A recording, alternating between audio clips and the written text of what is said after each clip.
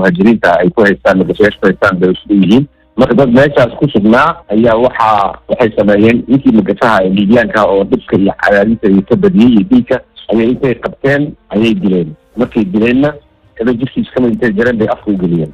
marka warqadaas waxay caddeynaysa dadka dilka geystay inay ahaayeen Bangladesh inay ahaayeen marka ninka nin la qashay iyo kuwa kale oo ku dhawaa oo tuulada deganaa oo meesha deganaa oo ogaaday inuu dilay ninkii iyo ka taqaanay magasaha ayaa qoriyo soo qaatay waxay yiraahdeen marka wixii aan Bangladesh meesha ka baxa Soomaalida meesha ma joogto Bangladesh Soomaalida meesha way ka baxeen Bangladesh bay xabado ku fureen marka 20 baa goobtii ku dhimatay Bangladesh ay xabado dileen iyo qolo kale dhaawac marka warka aan helnay wuxuu sheegayaa marka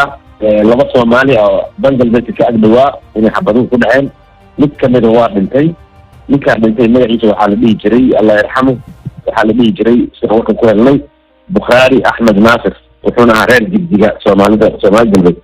ayuu ahaa reer Jigjiga ninka kale ee dhaawaca oo hadda tribal ku sugan Cabdinaasir Maxamed Axmed baa la yiraahdaa oo shalay waxaan u sameynay warqadiisii go'aanka ahayd oo dalka dib ugu noqon lahaa u sameynay marka Soomaali wax soo gaaray labadaas ayaa warkooda helnay dadka kale meesha ku laaday oo ay dileen dadka Liibyaanka ay dileen waxay ahayd Bangladesh sida ay cadeynayso wasaaradda arrimaha gudaha ee Liibiya cid kale Afrikaan oo wadamada Afrika ka socoto iyana ku jiray meesha oo sida Soomaalida labada qof uga soo gaareen miyaa jira annagu waxaan isku mashquulinahay Soomaalida isku mashquulinaya Soomaali oo meesha ku jira baa isku mashquulinay nin Suudaan oo ka shaqeeya maxaan ku yiraahdaa inta ka shaqeeya oo wuxuu ii sheegay isagana in ay laba Suudaaniina ay jiraan ayuu ii sheegay laakiin caddeyn arrinta ma hayo anigu waxaan ahay dadka Soomaalida oo ku Soomaali oo shalay safarada noo yiri ay noo caddeeyeen magacyadii noo keeneen inna warqada u sameynayna uu geeriyay ee Soomaalida noo sheegay marka Soomaalidii ka baxday xeryaha Bangladesh ku lagu bartilmaameedsaday la yiri ka baxa iyagu xagee yaadeen marka meesha markii hore waxay ka soo yaaceen meesha la yiraahdo Bani waa meel la yaqaano oo bartamaha saxaraha ku taalo oo waxaan ku yiraahdaa dadka magasayaasha Liibyaanka ay dadka ku haystaan meesha dhibka badan uu ka dhaco dadka lagu cadaadiyo lagu dilo oo ilaa wada lacag soo yiraahdo Bani waa meesha weyn oo dadka lagu haysto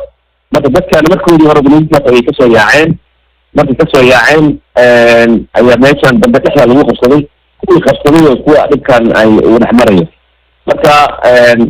qaarba meel bay yaaceen qaarba Bani dib ugu noqday oo naqdiday qaar meel kale ay yaaceen qaar waxay aadeen dhinaca bariga aadeen oo ilaa meel la yiraahdo maxaa dhinaca Sabha iyo dhinaca Suufiya aadeen way kala fadhiyeen marka tirada guud ee hadda aad diiwaan geliseen ama aad ogtihiin oo hay'adda qaramada midoobay qaxootiga diiwaan gelisay ee Liibiya ku sugan Soomaalida beriina waad qaar baad ka soo qaadeen oo Soomaaliya geyseen bal hadda tirada Liibiya ku sugan Soomaalida intee la egtahay guud ahaan Soomaalida Liibiya ku sugan cid ku dhinka tirada sax ah intaas ayay isugu yihiin ma jirto sababtu waxay tahay Liibiya xad dheer bay leedahay dhinaca koonfurta waxay ka leedahay Suudaan iyo waxaan ku yiraahdaa Chad iyo Niger bay xiriir leedahay marka geeska Suudaan bay dadku ka soo galgalaan si dadku waxay ku soo galaan magasayaal baa keenay dalalkooda soo daabula si kalsooni aan la garanayn bay ayaa dadka loo soo geliyaa meelo aan la garanayn oo bartamaha inta la deegaanka ee dadka la geeyaa haddana si kalsooni oo si muddo haddana dhinaca loo geeyaa marka tiro sax ah cid ka tahay laakiin anaga qiyaas baan sameynaa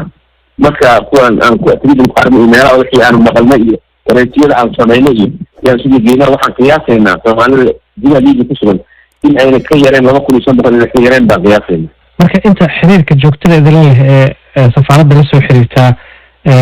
laga warhayo haddii wax gaaraan la ogaan karo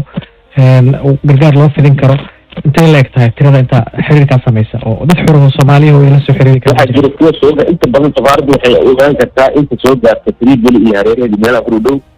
مثلا meel la yiraahdo ilaa Masrata dhinaca bariga ay xigtaa taqriiban maxaan ku yiraahdaa 200 iyo 60 ilaa 250 kilomitir ayay dhinaca bariga xigtaa magaalada Tripoli dad Soomaaliyeed baa ku sugan oo xabsiyo kala duwan ku jira kuwa naga soo wacan meelo kale oo Tripoli aan ka uga fogeyn gudaha Tripoli kuwa badan baa ku sugan kuwa Tripoli gudaha ku sugan meelo kala duwan oo dadka lagu hayo مراكز إيواء بالليبيان في هذا مراكز إيواء كانت دول أو في جيران وطور بغلطوات لكن قوة لما تجيان كجرا وما تجيانش هيسان تريد صحة لحال الوان كتامل جبتو مرة ربنا بقى قوة بدل سوق جارة ayaa maxaan ku yidhahdaa hay-adaha dawliga sida takhaatiirta aan xuduudda lahayn iyo ay soo qaadaan meelaha kasoo qaadaan markii lasoo qaado kadibna ay soo gaaraan oo nala soo wargeliyo waa meelaha ay joogaan baan isku daynaa inaan helno kadibna masalan hadda shalay nin meelaha lacay oo cudur ku dalcay isbitaalna halkaana la keenay ayaa shalay dhintay waraaqiisa aadka aan usameynay nin ina cabdisaafici la yidhaahdo oo deegaanka hargeysa kasoo jeeda asalaya marka dad saas oo kale ah way jiraan dad kale waxaa jira dhowr boqol oo ku jira meelaha maraakiibta ah oo qaarkood isu diiwaangeliyeen markii dib ugu noqdaan hadda waxay sugayaan oo keliya in maxaan ku yidhahdaa erboorada ay furaan erboorada dhinaca libiya weli kama furna maxaa yeele cudurkiiba hadda weli libiya kusii fidayo oo dhowr boqol inuu maraya la sheegaya marka libiya waxay ka taxadarayaan maarata taxadar badan baa ku jiro weli maxaan ku yidhahdaa erboorada ma furna laakiin mar dhow inay furmayaan baa la sheegay markaa dhow ay furmaan haddii alla idmo dad qorar diiwaan gashan baa jiro oo ka badan boqol ka badan waxaa la rajeynaya marka in maxaan ku yidhahdaa waraaqii diyaarisay anagana waraaqii kale u diyaarinay inay la soo qaadi doona ayaan rajeynayna haddii alla idmo